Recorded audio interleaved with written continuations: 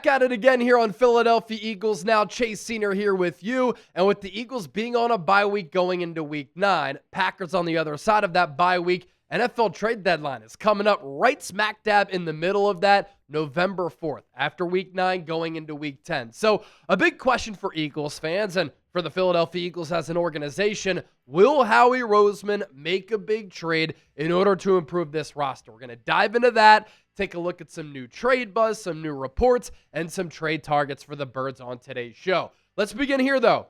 I want to gauge where the fan base is at, where the audience is at, where our subscribers are. Do the Eagles need to make a trade? A simple yes or no. Let me know down in the comment section right now.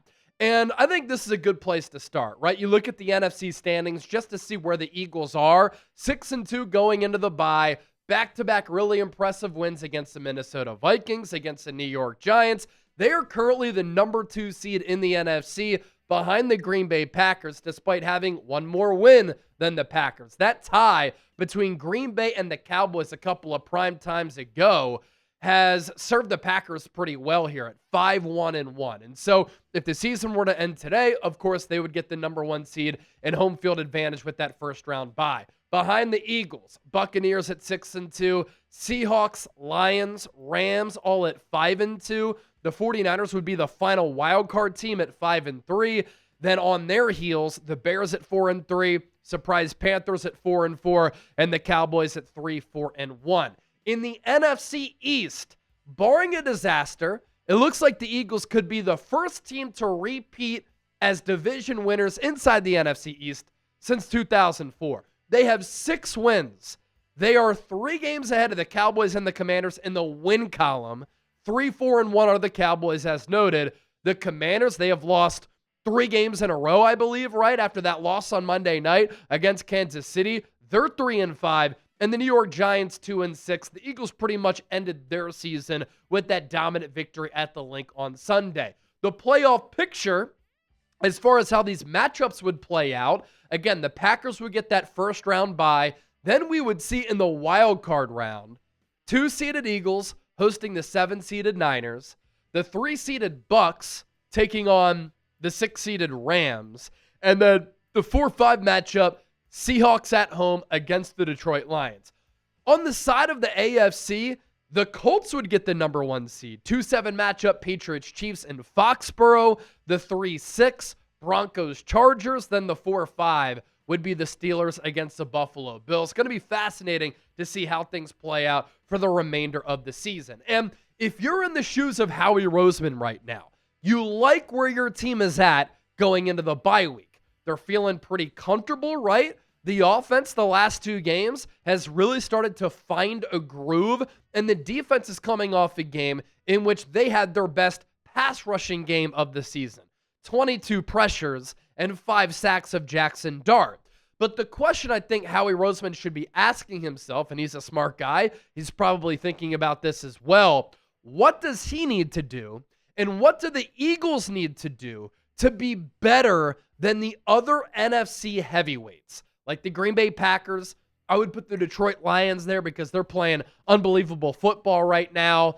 The Tampa Bay Buccaneers, the Eagles beat them head-to-head. You look at a team like the Rams, they just traded for cornerback Roger McCreary. And so what do the Eagles need to do to put themselves in a position where they can get the number 1 seed, where they can get home field advantage? Because if the road to the Super Bowl, Super Bowl 60, Levi's Stadium in Santa Clara, just outside of San Francisco, runs through the Link, it's one of the more difficult places to play across the entire NFL, especially when it's January. So positions of need for the Eagles here: edge rusher, cornerback, and offensive line. And let me just give a shout out to Brett Toth for how he played at center in place of Cam Jurgens. He shut down Dexter Lawrence against the Giants, and maybe with how he played, that changes what the Eagles think about their situation along the interior offensive line. As for what Adam Schefter had to say about the Eagles making a move, he said this on Get Up: the Eagles are always active, they're always aggressive, and they're going to be that way again. I'll be surprised if in the next 2 weeks the Eagles haven't pulled off at least one trade. Now, the Eagles are kind of getting some roster additions. Obviously not trade pieces, but definitely reinforcements to their roster after the bye week. Nolan Smith is their best edge rusher. He's coming back to play the Packers. Brandon Graham out of retirement. He'll make his season debut against Green Bay as well. And so too will Jacorian Bennett, who has an opportunity to start at outside corner opposite of Quinyon Mitchell.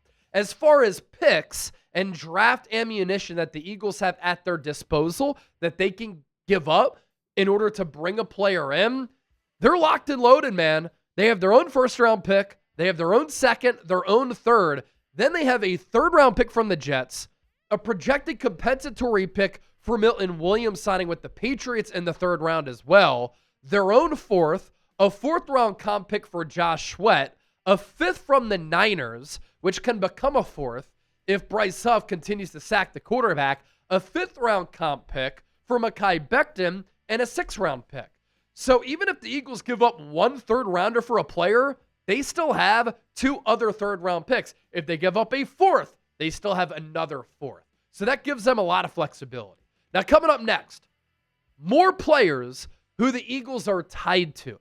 Who could they go after? Who could they trade for? We'll get into that here in just a moment. But let's get to our sponsor for today's Philadelphia Eagles now. It's brought to you by Prize Picks. The hard-hitting football action is even better with Prize Picks. The weather might be changing, but the feeling of being right, it never gets old. So keep the season rolling on Prize Picks by getting $50 instantly in lineups when you play your first $5. Prize Picks has a couple of new features. It's the only app that offers stacks, meaning you can pick the same player up to 3 times in the same lineup. You want to pick more on Jalen Hurts' pass yards, rush yards, and touchdowns. Now you can pick all of them in the same lineup only on Prize Picks. Follow other Prize Picks players directly on the app. Copy their lineups in one click, whether it's a friend, a celebrity partner, or just somebody whose picks you like. Hit the follow button and check out every lineup they create in the new feed tab on Prize Picks. And here's a 3-pick power play. Let's go stacks with Derrick Henry. More than 88.5 rushing yards against Miami on Thursday night, and then more than a half rushing or receiving touchdown. For Jalen Waddle, more than 62.5 receiving yards. Let's go. Download the Prize Picks app today. Use the code CLNS to get $50 in lineups after you play your first $5 lineup. That's code CLNS to get $50 in lineups after you play your first $5 lineup. Prize Picks, it's good to be right. All right, let's talk some Eagles trade targets here. Looking ahead to the NFL trade deadline, if the Eagles need a corner, if that's the position that they want to make a trade at, Alontae Taylor of the Saints, his name has been popping up a lot as a potential Eagles option.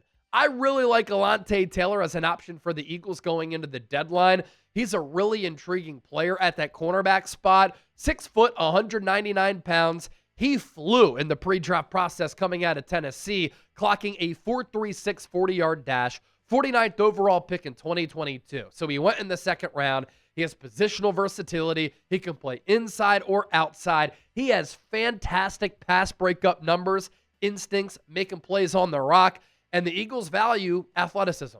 He had a 9.06 relative athletic score. And I mentioned those PBU numbers by year. As a rookie, 11 of them. 2023, 14 of them. Last year in 2024, 16 of them. And so far here in 2025 for the one-win Saints, 4 pass breakups in 8 games. That's the ability to consistently make plays on the football and have really good instincts, reading and diagnosing skills at that corner spot. I also like the positional versatility. He can play inside, he can play outside. And depending on what the Eagles want to do with Cooper DeJean, Alontae Taylor is a player who can help you at both spots. In 2022, 22 snaps from the slot, 575 on the outside. In 2023, 718 snaps in the slot, 122 on the outside. In 2024, those 16 pass breakups, 358 snaps on the inside, 605 on the outside. And then this year, pretty evenly split. 201 from the slot spot, 142 at outside corner. From the Saints' standpoint, Taylor is in the last year of his contract. And so New Orleans could get value back for him instead of losing him in free agency for nothing. Now, Vic Fangio did say today that It's easier sometimes to find an outside corner compared to an inside corner. And Vic Fangio really likes keeping Cooper DeJean on the inside because it allows him to be versatile, and he's one of the best players in the NFL there. So I put together this trade idea. Pretty simple one. Saints receive a 2026 third-round pick, meaning the Eagles still have 2 remaining, and then the Eagles get Alontae Taylor. As for this ESPN trade idea that I saw, this is also the Eagles making a trade for a different corner, Jaquan McMillan of the Denver Broncos. The Eagles get him and a 7th-round pick in next year's draft. The Broncos get a 3rd-round pick and then a 6th-round pick in 2027. Here's what ESPN had to say about this move. I like McMillan the best for the Eagles. His replacement is waiting in the wings as the Broncos drafted Jahdae Barron in the 1st round. The injury to Pat Surtain should not affect the Broncos' plans in the slot much, as they have Chris Abrams-Drain waiting in the wings at outside corner. Signed as an exclusive rights free agent last year, McMillan is on an extremely cheap 1-year contract, and the Eagles would retain his restricted free agent rights after this year. If he ends up exclusively backing up DeJean in the slot at his current price tag, that's totally fine. So those are 2 corners there. Another one who I've talked about on the show a lot is Riq Woolen. I think he's an intriguing young corner. 6'4", more than 200 pounds, ran in the 4.2s in the pre-draft, had 6 picks as a rookie in 2022. Tied with C.J. Gardner-Johnson and Justin Simmons for the NFL league high. He's kind of fallen out of favor with Seattle in the years since, but I would take a chance on a player like that. A veteran defensive end who's been catching my eye is Calais Campbell. This would be a very 2022 move when the Eagles brought in Ndamukong Suh and Linval Joseph. Veterans who weren't going to be a part of the future, but veterans who ended up playing big roles that year, and Calais Campbell could do that this year. What a career Calais Campbell has had. One of the best defensive linemen in the history of the NFL. First team All-Pro in 2017. A 2-time second-team All-Pro, a 6-time Pro Bowler, and a member of the 2010s All-Decade team. He's been getting it done for so many different squads. And so far this year, under Jonathan Gannon, 3 sacks, 9 quarterback hits, and 5 TFLs. He gives you enormous size at 6'8", 282 pounds, and obviously would be fantastic in the locker room as well. So who do you want the Eagles to trade for? I'll leave you with that. Share your thoughts with me down in the comments section. And as always, thank you so much for watching.